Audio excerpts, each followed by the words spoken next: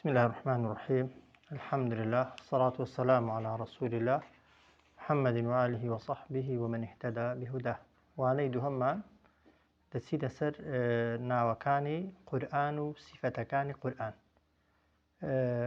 لە دەرسی ڕابردوودا پێناسەی قورئانمان کرد و لەو دەرسێشدا پشتیوان بە خوای پەروەردیگار ناوەکانی قورئان و ماناکانیان و سیفەت و وەسفەکانیان بەشێکی باز دەکەین پشتیوان بە خوای پەروەردیگار. هەمومان دەزانین کە خوای پەروەردیگار بۆ هەر پێغەمبەرەی کتێبێکی ناردووە و ئەو کتێبانەی کە ناویان هاتووە بریتین لە تەورات کە معلومە بۆ موسا پێغەمبەر هاتووە دەبێت ئیمانمان پێی بێت و هەروەها ئینجیل بۆ عیسا پێغەمبەر هاتووەتە خوارێ دەبێت باوەڕمان پێی بێت. زەبور بۆ داود پێغەمبەر هاتووەتە خوار دەبێت باوەڕمان پێی بێت. سوحوف بۆ گەورەمان ئیبراهیم پێغەمبەر عەلەیهی سەڵات وەسەلام هاتووەتە خوارێ دەبێت باوەڕمان پێی بێت و هەروەها قورئان بۆ محەممەد الموستەفا صلی الله عليه وسلم هاتووەتە خوارێ و دەبێت باوەڕمان بە ئەویش بێ. لە هەمان کاتدا دەبێت باوەڕمان وابێت کە خوای پەروەردیگار بۆ پێغەمبەرانی دیکەش وەحی و کتێبی ناردووە، بەڵام تەنها ناوی ئەو پێنج کتێبانە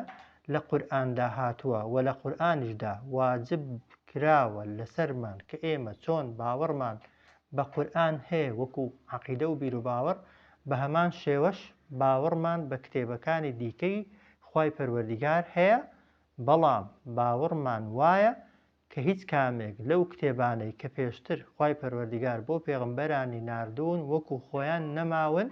بەڵکو هەر هەمویان دەستکاری کراون و قسەی بەشەر و مرۆڤەکانی تێک هەڵکراوە.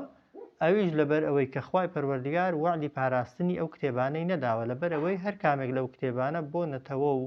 قەوم و گەلێکی دیاریکراو و بۆ سەردەمێکی دیاریکراو هاتووە. کاتی خۆی لە ناو کتێبەکانیاندا پێیان گوتراوە کە ئەو کتێبی ئێوە کاتیە، هەر کاتێک پێغەمبەری ئاخر زەمان و پێغەمبەری کۆتا هات ئەو کتێبانەی ئێوە هەمووی نەسخ دەکاتەوە و بەتاڵ دەکاتەوە. بۆیە ئێمە ئیمانمان وەکو کتێب بە هەموو کتێبە ئاسمانیەکان هەیە، بەڵام پێمان وایە کە قورئان ناسیخ و بەتاڵکەرەوەی هەموو کتێبەکانی پێش خۆیەتی. چۆن ئێمە باوەڕمان بە کتێبە ئاسمانیەکانی دیکە هەیە کە پێش قورئان هاتوونەتە خوارێ، تەبەن ئەوانەیش کە لە پێش ئێمەدا هەبوون پێغەمبەرانی دیکەش کە هاتوون بە هەمان شێوە ئیمانیان بەوە هەبووە کە پێغەمبەری کۆتا دێ و ناوی محەممەدە صلی الله عليه وسلم و کتێبێکی بۆ دێتە خوارێ کە قورئانە و قورئانیش دەبێتە هۆی نەسخ و بەتاڵکەرەوەی کتێبەکانی ئەوان. قورئان سێ ناوی سەرەکی هەیە. یەکەمیان ئەلقورئان کە ناوە مەشهوورەکەیە و هەروەها ئەلکیتاب کە ئاماژەی پێ دەکەین و هەروەها ئەلفورقان. ئەو سێ ناوانە ناوی سەرەکین و پێویستە لەبەرمان بن: قورئان، ئەلکیتاب و هەروەها ئەلفورقان، کە خوای پەروەردیگار لە قورئاندا دەلیلی بۆ هەر سێکیان بۆ هێناوینەتەوە سەبارەت بەوەی کە ئەو کتێبەی کە بۆ محەممەد پێغەمبەر هاتووە صلی الله عليه وسلم ناوی قورئانە، خوای گەورە دەفەرمێت إن هذا القرآن يهدي للتي هي أقوم. بێگومان ئەو قورئانە ڕێنمونی خەڵکی دەکات بۆ ڕێگای هەرە ڕاست و دروست. ويبشر المؤمنين الذين يعملون الصالحات. مژدەش دەدا بەوانەی کە ئیماندارن و کاری چاکە دەکەن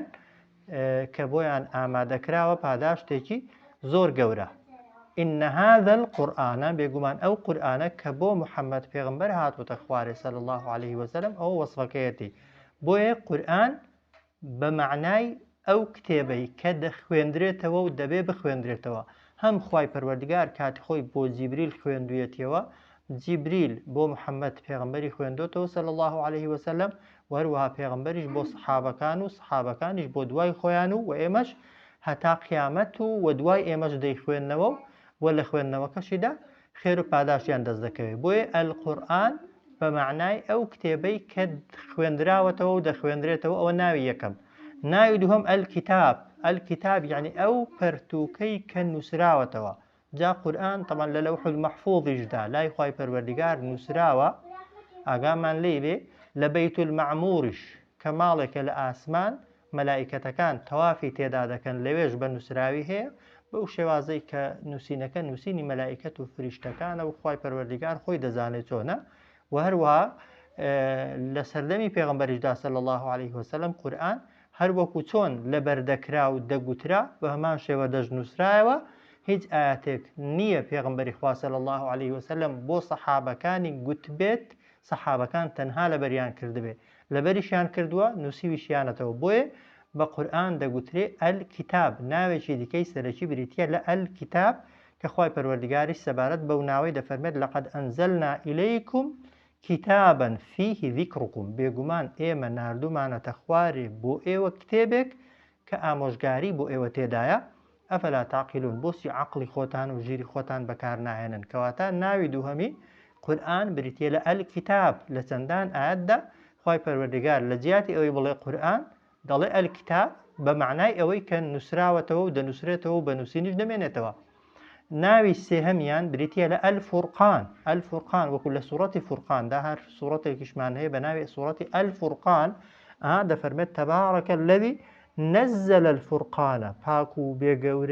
پاک و بێگەردی و پیرۆزی و مبارەکی بۆ ئەو خوایەی کە ناردوویەتیە خوارێ بەسەر بەندەکەی خۆیدا ئەو فورقانە یعنی ئەو قورئانە فورقانیش بە معنای چدێ یعنی ئەو کتێبەی دوو معنای هەیە طبعا حەق و ناحەق چاک و خەراپ حەڵاڵ و حەرام لەیەک جیا دەکاتەوە یا ئەو قورئانەی کە هەرچی شت هەیە بۆی لە یەکتر جیا کردوینەتەوە ئەوەی کە دەیکەین و ئەوەی نایکەین ئەوەی دەبێ بیکەین و ئەوەی نەیکەین و بە معنایەکی دیکەش دەکرێت بڵێن فورقان بە معنای ئەوەی دێ کە قورئان بەش و پەیتا بۆ پێغەمبەر هاتووتە خوارێ صلی الله عليه وسلم کەواتە قورئان تەنها ئەو سێناوە سەرەکیی هێنا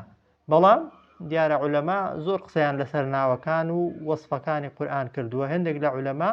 55 ناو و سیفاتیان بۆ قورئان ژماردووە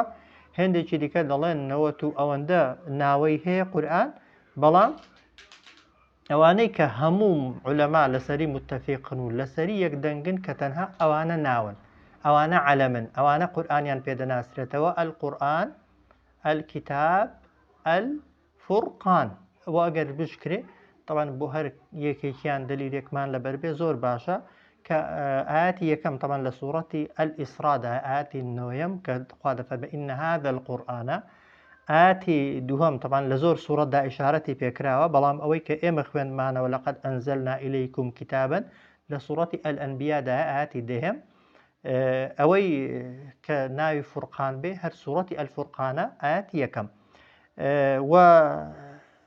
سەبارەت بە وەصف و سیفەتەکانی قورئانیش طبعا زۆر لە زانایان طبعا سیفەتەکانیان ژماردووە بەڵام ئەوانەی دلیلی قورئانیان لەسەرە و وەکو پێناسە بۆ قورئان باسکراون یەکەمیان بریتیە لە نور ئەوانە پێویستە بنووسرێنەوە سیفەتی یەکەمی قورئان بریتیە لە نور یعنی بەو معنای قورئان ئەوەی بیخوێنێتەوە دەبێتە نور بۆ دڵی دەبێتە نور بۆ دنیای دەبێتە نور بۆ قەبری دەبێتە نور بۆ قیامەتی دەبێتە نور بۆ پردی سیراتی و تەنانەت لە بەهەشتیشدا دەبێتە مای نور و ڕووناکی بە خاوەنەکەی دەبەخشێ خوا دەفەرمێت یا ئەیها الناس قد جاءكم برهان من ربكم ئەی خەڵکینە بێگومان هاتووە بۆ ئێوە بەڵگە و دلیل لەلایەن پەروەردیگارتانەوە وأنزلنا إليكم نورا مبينا وروانمان كردوا بو إيوة نور روشنايكي رونو آشكرا أو الصفتي يكم صفتي دوهم هدى رينموني صفتي سهم كهميان ليك آدهاتون الشفاء چارسر قرآن شفاء چارسري نخوشيا جستيكانا كبيغمبر صلى الله عليه وسلم بكاري هناوه و صحابە بەکاریان هێناوە عولەما بەکاریان هێناوە و دەکرێت شیفای نەخۆشیە دەرونیەکانیش بێ و هەروەها ڕەحمەت و میهرەبانیە بۆ دنیا و بۆ قیامەتمان و هەروەها مەوعیظە و ئامۆژگاریە صفەتی دووهەم هودا صفەتی سێهەم شیفا صفەتی چوارەم ڕەحمەت صفەتی پێنجەم مەوعیظە کە ئەو چوار صفەتانە هەر چواریان لێک ئاەتدا خوای گەورە لسورة يونس آتي بنجاو حوت إشارتي بيدكات دفرمت يا أيها الناس أي خلقنا قد جاءتكم موعظة من ربكم بيقمان هاتوا بوتان آموشگاری لەلایەن پەروەردیگارتانەوە موعظة من ربكم بوتان هاتوا موعظة و ئامۆژگاری لەلایەن پەروەردیگارتان کە بەبێ گومانی قورئان پڕیەتی لە موعظة وشفاء و هەروە چارەسەری نەخۆشیەکانیشتان لەناو قورئاندا هەیە کە سیفەتێکی دیکەی قورئان بریتیە لە شیفا لما في الصدور بۆ ئەو نەخۆشیانەی کە لەناو دڵ و دەروونتاندان وهدى و هەروەها ڕێنمونیشە قورئان ئەوە سیفەتێکی دیکەیەتی وەڕەحمە میهرەبانیشە بەڵام ئامۆژگاریەکەی و شیفایەکەی و ڕێنمونی و ڕەحمەتەکەی خوا دەفەرمێت للمؤمنین بۆ ئیمانداران بۆ ئەوانەی کە ئیمانیان پێێتی سیفەتی شەشەم بریتیە لە مبارەک کە خوای پەروەردیگار یعنی بەپیت پڕ خێر یعنی پاک بێعەیب بێنەقس کە وشەی مبارەک تەبان هەم بە معنای گەورە دێ هەم بە معنای پیرۆز دێ و هەم دەکرێت بە معنای بەرز و گەورە و بێهەڵەش بێ خوا دەفەرمێت وهذا كتاب أنزلناه مبارك ئەوە کتێبێکی بەپیت و بەرەکەت و پیرۆزە ناردومانەتە خوارێ کە مصدق الذي بين يديه براز دادنێ کتێبەکانی پێشتر ئەوەشیان لە سوورەتی الأنعام ئاەتی 92 ئیشارەتی پێدەکا سیفەتی حەوتەم بریتیە لە سیفەتی مبین يعني بمعنى رون ئاشکرا کە خوا دەفەرمێت قد جاءكم من الله نور وكتاب مبين بێگومان هاتووە بۆتان لەلایەن خواوە نور و ڕۆشنایی و هەروەها کتێبێکی ڕون و ئاشکرا سیفەتی حەوتەم بریتیە لە مبین کە ئەویشیان لە سوورەتی ئەلمائیدە ئاەتی 15 ئیشارەتی پێدەکات سیفەتێکی دیکە بریتیە لە بوشڕا مژدە دڵخۆشکەر کە خوا دەفەرمێت مصدقا لما بين يديه مصدقا بەڕاستی دادەنێ لما بين يديه ئەو کتێبانەی کە لە پێش خۆی داهاتوون وهدى وبشرى دیسان للمؤمنین ڕێنمونیە مژدە و دڵخۆشکەریشە بۆ ئیمانداران کە بەبێ گومانی قورئان مژدەی پێیە و دڵخۆشکەری ئیماندارانە و سیفەتی نۆهەمیان بریتیە لە عەزیز بە معنای باڵادەست بە شێوازێک قورئان داڕێژراوە بە شێوازێک قورئان نووسراوەتەوە کە بەسەر هەموو وتە و هەموو قسەیەک و هەموو گوتن و نووسینێکدا لە کۆن و لە ئێستا و لە داهاتوودا زاڵ دەبێت و هیچ کەس لە بەرامبەریدا ناتوانێت بوەستێ کە خوا دەفەرمێت إن الذين كفروا بالذكر لما جاءهم وإنه لكتاب عزيز کە من بەسمان تەنها ئەوەندەیە بێگومان ئەوانەی کە بێباوەڕ بوون بە قورئان کاتێک کە بۆیان هات و بێگومان ئەو قورئانە کتێبێکە زاڵە بەسەر بەرامبەرەکانیدا و هەتایش هیچ کەس ناتوانێت هاو شێوە و هاوێنەی بێنێت ئەوە سیفەتی نۆیەمی سیفەتی دێم و یازدەهەمی بەشیر و نەڤیر کە لە یەک ئاەتدا ئیشارەتیان پێکراوە قورئان بەشیرە مژدە دەدا بە ئیمانداران کە عاقبەت و سەرنجامیان بەهەشتە و ترسێنەری تاوانکاران و خراپەکارەکانیشە کە نەتیجە و ئەنجامیان بریتیە لە دۆزەخ خوا دەفەرمێت قورئانا عەرەبیەن لقوم يعلمون قورئان بە زمانی عەرەبی هاتۆتە خوارێ بۆ کەسانێک کە لێی تێبگەن و لێی بزانن بەشیرا و نەذیرا مژدەدەرە و هەروەها ترسێنەریشە قورئان مژدەدەرە و هەروەها ترسێنەریشە مژدەدەری ترسێنەری دوو سیفەتن ئەوانەشیان لە سوورەتی فوسیلەت ئاەتی 3 و 3 و 4 تاوان ئیشارەتیان پێکراوە و ئاماژەیان پێکراوە سیفەتێکی دیکەی قورئان بریتیە لە ئەلمەجید